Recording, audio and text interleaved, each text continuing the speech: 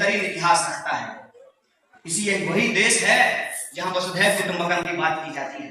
यह वही देश है जहां पर अगर आप लोगों के हक की बात करेंगे तो आपको सराखों पे बिठा लेते हैं। मोदी जी, आपने भी लोगों की बात की थी, इसीलिए लोगों ने आपको 283 दे दिया। आपका 56 इंच का सीना देख करके आपको 283 का बहुमत नहीं दिया है।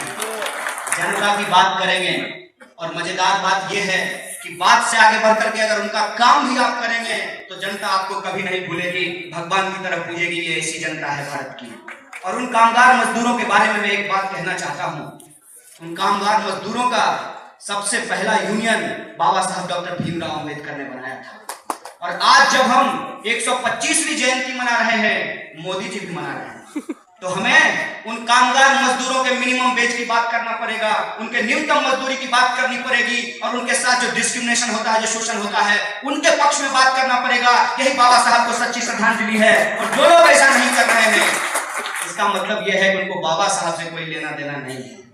और रोहित वेमुला ने ठीक कहा था कि हर एक इंसान की पहचान को एक वोट तक सीमित करके छोड़ दिया गया है। हमें वोट तक सीमित मत कीजिए। हम इंसान हैं, हमारे अंदर आकांक्षाएं हैं, हम जीवन को जीना चाहते हैं, समाज को बेहतर बनाना चाहते हैं। हमारी आकांक्षाओं को मत दबाइए, क्योंकि ये आकांक्षाएं अगर आप दबाते रहेंगे तो आपके इस दबाव के खिलाफ लोग उठ खड़े होंगे। और जब लोग उठ खड़े होंगे तो आपको भागने की जगह नहीं मिलेगी, क्योंकि विजय माल्या जहां भागा है तो पहले से जगह ऑक्यूपाई कर लिया है, आपको अफ्रीका जाना पड़ेगा। ऐसे समय में जब हमारे सामने तमाम तरीके की चुनौतियां हैं, उस चुनौती को जब हम देखते हैं तो कुछ बातों पर हमें बहुत गंभीर होने की जरूरत है। गंभीरता सबसे पहले इस बात पे होने की है कि तय कीजिए कि आपको समाज कैसा बनाना है। अगर समाज बराबरी का बनाना है, अगर समाज लोकतांत्रिक बनाना है, तो मतभेदों को छोड़ दीजिए। 100% शुद्ध जो है उसको ढूंढना बंद कर दीजिए और किसी के साथ अगर मिनिमम अंडरस्टैंडिंग है उसके आधार पर मैक्सिमम यूनिटी बनाने की कोशिश कीजिए। हम ऐसे समाज, और ये हम इसलिए कह रहे हैं कि मेरा व्यक्तिगत अनुभव है इसमें। मैं दिल्ली में 2010 से रहा हूँ और जब बस में निकलता था तो जो इंसान गंदा सा दिखता था, गरीब सा, मजदूर सा, उसको दूसरा जो सहयात्री होता था धक्का दे करके बोलता था बिहारी कहीं। लेकिन अब की बात बताता हूँ साहब, आप अगर वैसा कोई इंसान निकलता है, वैसा इंसान कोई दिखता है, तो जिसको मोदी पे गुस्सा होता है वो कहता है जिया हो बिहार के लाला। ये बात मैं इसलिए कह रहा हूँ कि बिहार की धरती ने हमेशा से सामंतवाद को चुनौती दी है। सच है कि यहाँ रणवीर सेना था, लेकिन उस रणवीर सेना के खिलाफ लोग सड़कों पे उतरते थे। ये भी इस बिहार की सच्चाई है। इस देश के अंदर जो तमाम तरीके के सवाल रहे हैं, चाहे सांप्रदायिकता का सवाल हो, चाहे महिलाओं को हक और अधिकार दिलाने का सवाल हो, बिहार ने हमेशा से मुस्तैदी को लेकर उसके पक्ष में बोला है। और आप लोगों को याद होगा कि सांप्रदायिकता की रथ यहीं बिहार में रुकी थी और मोदी का रथ भी यहीं बिहार में आकर लागू हुआ। इसीलिए आप लोगों के प्रति, मैं भी बिहारी हूं इसलिए शायद मेरे प्रति नहीं, आप लोगों के प्रति पूरे देश की जनता टकटकी लगा करके देखती है कि बिहार के लोग क्या सोच रहे हैं। क्योंकि इस देश के अंदर लोकतांत्रिक तरीके से गैर लोकतंत्र को स्थापित किया जा रहा है। यह बात मैं इसलिए कह रहा हूं कि हमारे प्रधानमंत्री साहब जब संसद में घुस रहे थे तो मत्था टेका था और कहा था संसद मंदिर है। संसद मंदिर है आपकी नजर में, हमारी नजर में लोकतंत्र की संस्था है। और मैं इसलिए ये बात कह रहा हूं कि आज भी मंदिरों में महिलाओं और दलितों को प्रवेश नहीं दिया जाता। हम उस संसद को मंदिर नहीं, उसको लोकतांत्रिक संस्था बनाना चाहते हैं, जहां महिलाओं के लिए 33% आरक्षण की व्यवस्था की जा सके, जहां दलितों का जो कोटा है उसको पूरा किया जा सके। और उसी संसद से ऐसे कानून बने जिनके बारे में बाबा साहब भीमराव अंबेडकर कहते थे कि हम सामाजिक समता स्थापित करेंगे, हम पितृसत्ता को खत्म करके महिलाओं के हक और अधिकार की बात करेंगे। वैसे कानून बनने चाहिए, इसलिए हमारे लिए लोकतांत्रिक संस्था है। यह जो सांप्रदायिकरण किया गया है पूरे मुल्क का, इसके पीछे सिर्फ राजनीति नहीं है, इसके पीछे अर्थव्यवस्था भी है। अर्थव्यवस्था क्या है? अर्थव्यवस्था यह है कि अमीर अमीर हो रहा है और गरीब गरीब हो रहा है। ये तो हम लोग भी महसूस कर रहे हैं कि किसी किसान के पास अगर 3 बीघा जमीन है और उसको 3 बेटा है तो उसका जमीन का हिस्सा एक एक बीघे में बढ़ जाएगा। लेकिन अंबानी का जो खजाना था, दोनों बेटे में बांट देने के बावजूद उसके खजाने से ज्यादा है। ऐसा क्यों होता है कि अमीर अमीर हो जाता है और गरीब गरीब हो जाता है? आईएएस का बेटा तो आईएएस बनना चाहता है, लेकिन किसान का बेटा किसान नहीं बनना चाहता है। ऐसा इस समाज में क्यों होता है? ऐसा इस समाज में इसलिए होता है कि जो धन कुबेर हैं, उनके यहाँ धन की बारिश होती है और हमारे खेत में सूखा पड़ता है। अभी इस साल 25% इलाकों में सूखा पड़ रहा है और उस सूखे पे बोलने के लिए किसी के मुंह में जुबान नहीं है। महिलाओं को, हिंदू महिलाओं को 10 बच्चा पैदा करना चाहिए, ये बात बोलने के लिए आपके हलक में जुबान है। लेकिन जब एक लड़की 41 डिग्री टेम्परेचर में 3 बार पानी लेने के लिए जाती है, मर जाती है, उस लड़की को बोलने के लिए आपके हलक में जुबान नहीं है। तो आप अपनी जुबान को बंद रखिए, क्योंकि इस देश के छात्रों और नौजवानों को आपने जो सपना दिखाया था, वो सपना हम भूले नहीं है। आपने कहा था कि इस देश में काला धन वापस आएगा और सबको 15 लाख रुपया दिया जाएगा। हम रोज अपना अकाउंट चेक करते हैं मोदी जी, अभी तक 15 लाख नहीं आया है। अगर 15 लाख नहीं आया तो अगली बार आप नहीं आएंगे, ये बात मैं आपको बता। आपने कहा था कि हम हर वर्ष 2 करोड़ रोजगार पैदा करेंगे। मैं एक मूवी देख रहा था, बिहार के ऊपर ही बना है, पुराने बिहार के ऊपर में, गैंग्स ऑफ वासेपुर, जिसमें कहता है तुमसे नहीं हो पाएगा। 2 लाख तो आप पैदा नहीं कर पाए। 2015 का डेटा है, 1,34,000 रोजगार पैदा किया है, 2 लाख आप पैदा नहीं कर पाए। 2 करोड़ आपसे नहीं हो पाएगा मोदी जी, आपसे नहीं हो पाएगा। और ये सवाल हम याद रखे हुए हैं। इस देश के जो 55% युवा हैं, आज शिक्षा और रोजगार के सवाल को बुनियादी तौर पर उठाना चाहते हैं। शिक्षा की तो बात ही मत कीजिए, क्योंकि इनको शिक्षित लोगों से सबसे ज्यादा घबराहट होती है। इसीलिए इनका पहला हमला इतिहास पर होता है। ये इतिहास को बदल देना चाहते हैं, क्योंकि इनका इतिहास बहुत खराब है। लेकिन हम बदलने नहीं देंगे इस इतिहास को साहब। हम आपको बार बार याद दिलाएंगे कि इस देश में संघर्ष छिड़ा है आजादी के सपूतों और अंग्रेजों के चापलूसों के बीच में, और चापलूस हारेगा और आजादी के सपूत जीतेंगे। ये बात मैं एक एक लोगों को जाकर के बता रहा हूँ, और ये बात मैं भूलने नहीं दूंगा लोगों को। कहते हैं आजादी मांग रहा है, देश को तोड़ने की बात कर रहा है। छोटे बैठने दीजिए।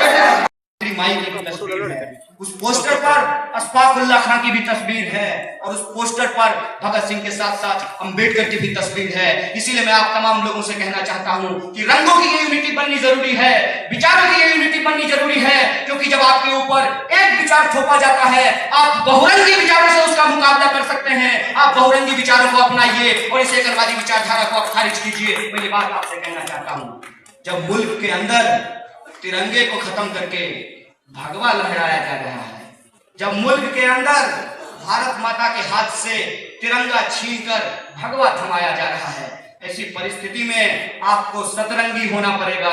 आपको तिरंगा के पक्ष में सतरंगी होना पड़ेगा और तमाम तरीके की विचारधाराओं को एक साथ ला करके यह जो संघवाद है इसको खारिज करना पड़ेगा। ये परिस्थिति आज हमारे सामने आई है। कुछ लोग कहते हैं कि आजकल विद्यार्थी लोग नीतीश और लालू की लाइन ले रहे हैं। मैं कह देना चाहता हूं इस देश के तमाम राजनीतिक लोगों से कि आप विद्यार्थी का लाइन ले लीजिए, हम आपका लाइन नहीं ले रहे हैं। क्योंकि आप हमारा लाइन नहीं लेंगे तो हमारे पास तो खोने को कुछ नहीं है, लेकिन आपकी राजनीति मिट जाएगी। ये बात मैं आपको बता देना चाहता हूं। आज मुल्क के अंदर अगर लोकतांत्रिक लोग, धर्मनिरपेक्ष ताकतें, समाजवादी ताकतें, अम्बेडकराइट और मार्क्सिस्ट एक जगह नहीं आए तो इस देश के अंदर जो गुरु गोलवलकर के चेले हैं, जो अंग्रेजों के जासूसी किया करते थे, आजकल देशभक्ति बोल रहे हैं, उनके सामने एक बहुत अच्छा मौका है कि इन ताकतों को आपस में लड़ाकर संविधान को खत्म कर दिया जाए। इनका इतिहास ये रहा है कि ये संविधान जलाए हैं। इनका इतिहास ये रहा है कि इन्होंने तिरंगे झंडे को जलाया है। इनका इतिहास ये रहा है कि ये महिला विरोधी है। अभी वो आदमी आकर के काला झंडा दिखाकर बोला भारत माता की जय। अगर तुम्हारे अंदर गैरत है, अगर तुम नौजवान हो, सच में सोचते हो, तुम्हारे अंदर चेतना है, तो जाओ और बोलो मोहन भागवत से कि वो स्टेटमेंट क्यों दिया है कि महिलाओं को घर से बाहर नहीं निकलना चाहिए, और उसका विरोध करना भारत माता की जय बोलना है, सचमुच में है। संघ का विरोध करना सचमुच में भारत की जय बोलना है। ये लोग भटक गए हैं। भटक इसलिए गए हैं क्योंकि इनको इतिहास नहीं बताया जा रहा है कि वही आरएसएस के लोग हैं जो इस देश के अंदर राजे राजवारों के समर्थक हुआ करते थे। ये वही आरएसएस के लोग हैं जो इस देश के अंदर जब प्रिवी पर्स को खत्म किया जा रहा था तो अनशन पे बैठ रहे थे। ये वही आरएसएस के लोग हैं जब इस देश के अंदर हिंदू कोड बिल के अंदर महिलाओं को संपत्ति का अधिकार दिया जा रहा था तो हिंदू कोड बिल का विरोध किया था। ये वही लोग हैं जो संविधान की होली इसलिए जलाई कि उन्होंने कहा कि संविधान को एक अछूत के द्वारा लिखा गया है। ये वही लोग हैं तिरंगा को मानने से इसलिए इनकार किया क्योंकि तिरंगा में 3 रंग है और इनके हिसाब से, ब्राह्मणवादी समझदारी के हिसाब से, 3 रंग हिंदू के लिए शुभ नहीं होता है। ये वही लोग हैं जो चाहते हैं कि जो भगवा पट्टी है उससे बाकी के जो सफेद और गहरी जो गहरी हरी पट्टी है उस पट्टी को ये मिटा देना चाहते हैं। और बुद्धिजीवन का प्रतीक, सत्य और अहिंसा का प्रतीक, जिसकी बात गांधी जी भी कहते थे, उस अशोक चक्र को ये खत्म कर देना चाहते हैं, उस बुद्धिस्ट चक्र को ये मिटा देना चाहते हैं जो प्रगति का प्रतीक है, जो समय का प्रतीक है। तो ये लोग हमारे समाज के ऊपर एक एकलवादी विचारधारा थोपना चाहते हैं और वो एकलवादी विचारधारा ब्राह्मणवादी विचारधारा है और पूंजीवादी विचारधारा है। जब मैं आजकल इस शब्द को बोल रहा हूँ तो फेसबुक पे मुझे कुछ लोग गालियां दे रहे हैं और कहते हैं, कमीना, शुअर की औलाद, तू ब्राह्मणों के खिलाफ क्यों बोलता है। हमने कहा कि साहब इतनी समझदारी अगर आपके अंदर होती तो आप मुझे गाली देने के बजाय जिनके लिए आप गाली दे रहे हैं उनको गाली दे रहे होते, क्योंकि ब्राह्मण और ब्राह्मणवाद में फर्क होता है। ब्राह्मण और ब्राह्मणवाद में फर्क ये होता है कि चाहे इंसान की जाति कोई भी हो, लेकिन अगर वो ऊंच नीच में भरोसा करता है, छुआछूत में भरोसा करता है और जातीय संरचना में विश्वास करता है, वो ब्राह्मणवादी है, चाहे उसका जन्म किसी भी जाति में हो। अगर समाज के अंदर छुआछूत को सही ठहराता हो और कहता हो कि भूमियार की शादी भूमियार से होनी चाहिए, वो ब्राह्मणवादी है। अगर कहता हो कि दलित की शादी दलित से होनी चाहिए, वो ब्राह्मणवादी है। अगर कहता हो कि दलितों को भूमियार के घर में नहीं खाना चाहिए और भूमियारों को लाला जी के घर में नहीं खाना चाहिए, वो ब्राह्मणवादी है। ब्राह्मणवाद का संबंध एक विचारधारा से है, किसी व्यक्ति की जाति से नहीं है, उसकी समझदारी से है। इस बात को हमको समझना पड़ेगा। इसीलिए बाबा साहब भीमराव अम्बेडकर ने जब इस जातीय व्यवस्था के ऊपर लिख रहे थे तो उन्होंने जाति को बचाने का नहीं, जाति को खत्म करने का सवाल उठाया था। और हम ब्राह्मणवाद का विरोध कर रहे हैं तो ब्राह्मण का नहीं, जातिवाद का विरोध कर रहे हैं, ये बात आपको समझना पड़ेगा। और साथ ही साथ एक सवाल और है, वो है पूंजीवाद का सवाल। हम लोग पूंजीवाद कहते हैं तो बात कहेंगे कि कंपटीशन करवा रहे हैं। ये कंपटीशन नहीं है। कंपटीशन कराना है तो बराबरी का कंपटीशन कराइए। एक बच्चा जो पढ़ करके गया है पाटलिपुत्रा हाई स्कूल में और एक जो पढ़ करके गया है डीपीएस में, दोनों को एक साथ आप यूपीएससी में बिठा देते हैं और जब पाटलिपुत्रा वाले को यूपीएससी में उसको मिलता नहीं है, उसका सिलेक्शन नहीं होता है, तो आप कहते हैं कि ये ठीक से पढ़ा ही नहीं। अरे साहब, आपने ठीक से पढ़ाया ही नहीं। या तो दोनों स्टूडेंट को आप शीशे वाले स्कूल में पहुंचाइए अगर आपके पास फंड नहीं है। अगर आपके पास फंड नहीं है, फंड है तो शीशा वाला में पहुंचाइए। अगर फंड नहीं है तो दोनों को बड़ा वाले में लाइए, तो बराबरी का कंपटीशन ये नहीं होगा कि बोरा वाला स्कूल का बच्चा एक तरफ और शीशा वाला स्कूल का बच्चा एक तरफ, ये नहीं होगा। और ये तो और भी मुश्किल हो जाएगा क्योंकि जब ये शटडाउन जेएनयू करा देंगे, क्योंकि मैं बोरा वाला स्कूल में पढ़ करके बड़ी मुश्किल से जेएनयू पहुंच गया हूँ। अगर ये जेएनयू बंद हो जाएगा तो बोरा वालों के लिए बोलेगा कौन, ये सबसे बड़ा सवाल है।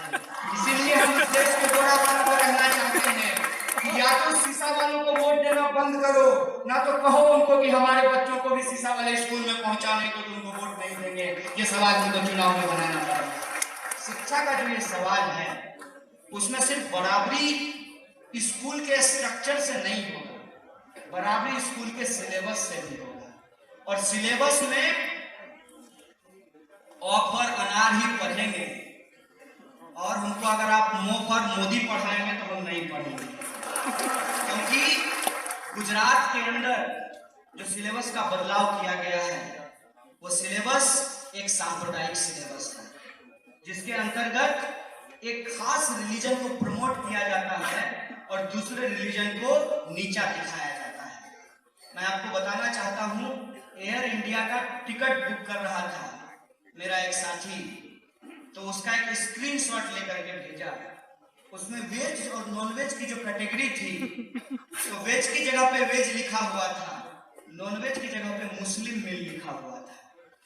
ये सांप्रदायिकता है, जहां धर्म के आधार पे खाने को बांट दिया जाता है। कल को वेज की जगह पे हिंदू मील लिख देंगे, लेकिन उसका क्या करेंगे? क्योंकि हिंदू धर्म के अंदर शैव परंपरा को भी मानने वाले लोग होते हैं जो मांस भी खाते हैं। इसीलिए इस देश के अंदर एक संस्कृति, एक धर्म को नहीं थोपा जा सकता है। अगर इससे हमको बचना है तो हमको सेकुलर एजुकेशन की मांग करनी पड़ेगी। और सिलेबस के अंदर सिर्फ हम सेकुलरिज्म का सवाल नहीं उठाएंगे, हम वैज्ञानिकता का सवाल भी उठाएंगे। वैज्ञानिकता का सवाल हम इसलिए उठाएंगे क्योंकि देखिए कि इस बार के चुनाव में हुआ क्या था। कहा मोदी शेर है। अब बताइए, इंसान शेर होगा तो उसको जंगल में होना चाहिए, चिड़ियाघर में होना चाहिए। ये वैज्ञानिकता है समाज के अंदर। और हमारे नौजवान लोग मोदी का हवा पहन करके घूम रहे थे। हमने कुछ को कहा कि तुम्हारी शक्ल इससे ज्यादा अच्छी है, तुम उतार लो इसको,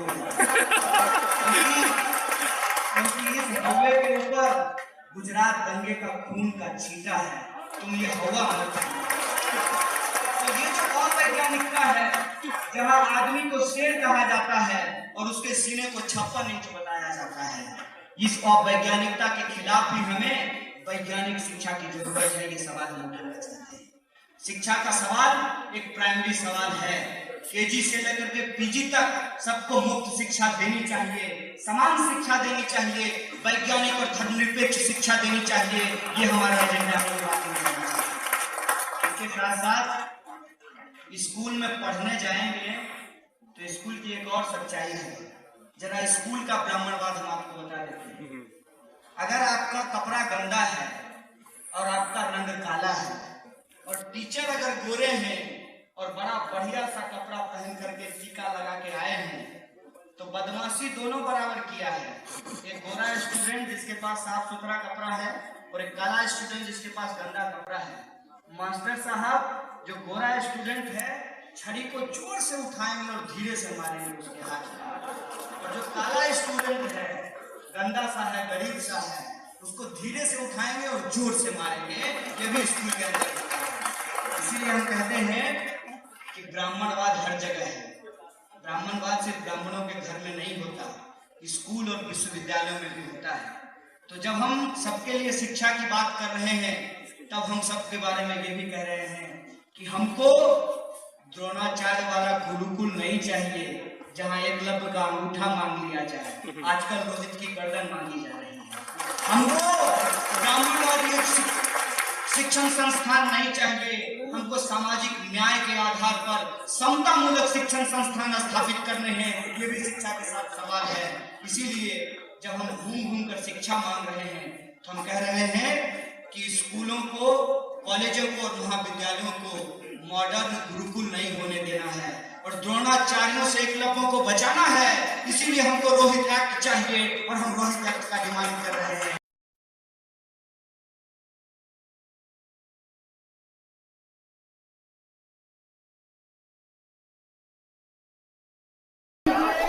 उनका लोकतांत्रिक अधिकार है विरोध करने का, उनको विरोध करने दीजिए। आप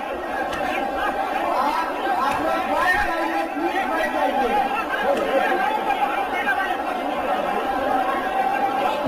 साथियों, तमाम अपने क्रांतिकारी साथियों, आपसे आग्रह है कि आप उन्हें छोड़ दीजिए। उनका लोकतांत्रिक अधिकार है विरोध करने का, उनको विरोध करने दीजिए। आप लोग बैठ जाइए।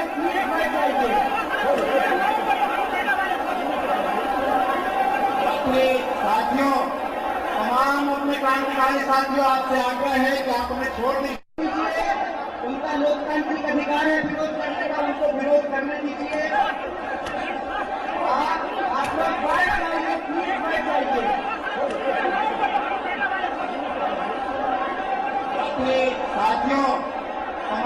अपने क्रांतिकारी साथियों आपसे आग्रह है कि आप उन्हें छोड़ दीजिए।